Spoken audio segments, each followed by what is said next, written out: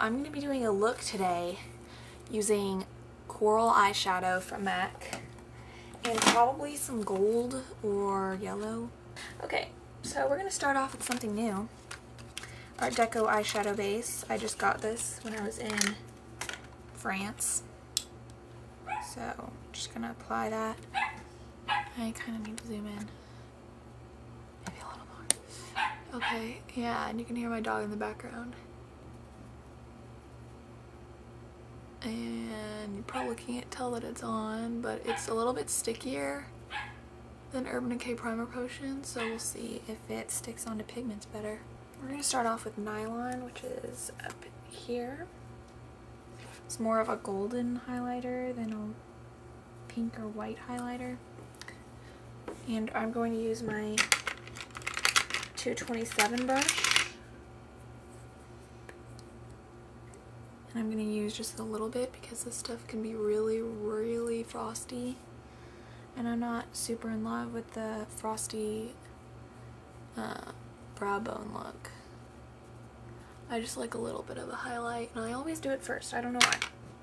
Okay, now I'm taking just like a fluffy brush with Nylon, and I'm putting that in the tear duct. And I'm kind of bringing it up. And I always start off with a highlighter in the tear duct just because I really like that look. And I'm going to kind of bring it in a V shape. Okay. And I'm going to start off with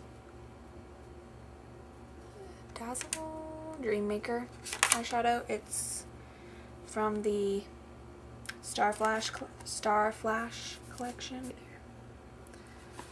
Okay, so I'm just going to start with that and the inner crease. I know that sounds weird, but inner crease, and then you can kind of blend it. Actually, just do the inner half. Okay, now I'm going to take Bright Future eyeshadow, just like a yellowy gold, or a yellowy orange, I should say. And we're going to add that right in there. And this is a little bit dramatic, so I'm just letting you know, because we are using two pretty bright colors. But it ends up looking really pretty, I promise. And you kind of want to blend that well, because it can look kind of weird. Okay, so now I'm going to take a large blending brush. I really can't tell what I'm doing, because I'm pretty much using... I really don't know what's going on out there. So now just blend it more. Blend the Dream Maker into the Bright Future more, and a lot of people got Bright Future, so that's why I'm using it. You can also use Chrome Yellow, I'm sure will work. It will just be, I want this to be more of like an orange, and since Bright Future is a pretty orange yellow, that's why I'm using it. And because it is just the most gorgeous color ever. This coral is such a bright, intense color. This will help me disperse the pigments so it's not so concentrated. I'm just going to blend that into the crease and kind of doing it out there, just kind of blending it wherever I feel like. If you have the MAC 224, I'm pretty sure this brush is exactly like it. Good for not packing on color. And I'm kind of blending the coral to the corner bit, if you can see that. So I'm kind of blending it out. Okay. Sorry.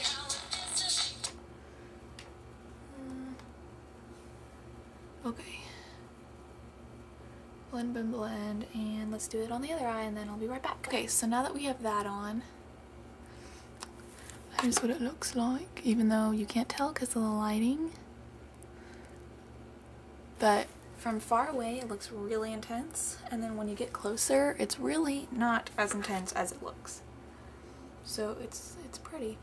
But now, to kind of get the finishes working together, because it's hard to blend a matte color and a Velux Pearl together, I'm going to take Evening Aura, which is from Neo Sci-Fi, which is kind of like coral, but it's a little bit more orangey, and it's lighter, and it has shimmer.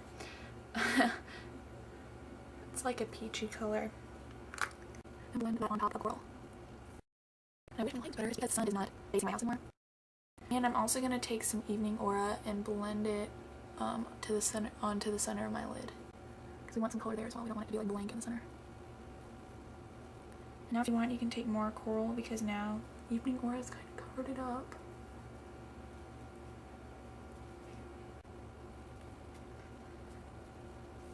And just blend it. Really don't have to use... Okay. So now we have both colors. Oh, and an eyelash is like falling out. Okay. So now we have the color. And now I'm going to line my eyes. MAC Penultimate eyeliner like I always use. Or I could use a cream liner, but I'm not going to. Or a gel, whatever, Smashbox gel liner. Just so much more work. Chill collection. Oh, I think it was called the Chill collection.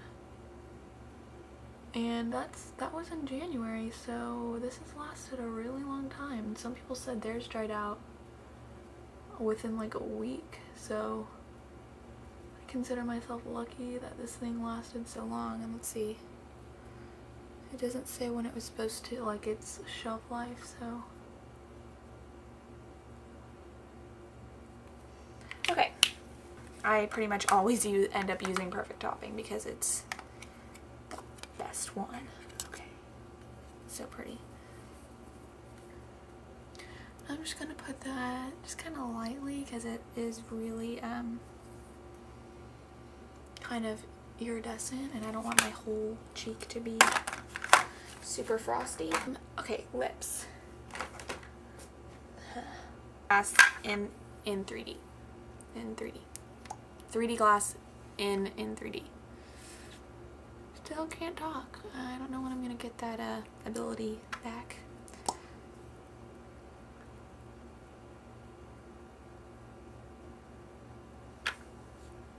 And I don't have a lot left.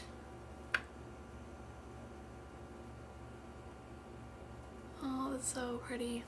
I always forget about it. It's pretty subtle in terms of using bright colors, but toning them down. See if you can see the colors. There you go. I love the way it looks from afar because really it's not a whole bunch of color on the lid, it's mainly in the crease, so you just kind of get a pop of it. You're looking at someone. Looks good. Ooh, and the color's back. Oh. So now you can kind of see the full look.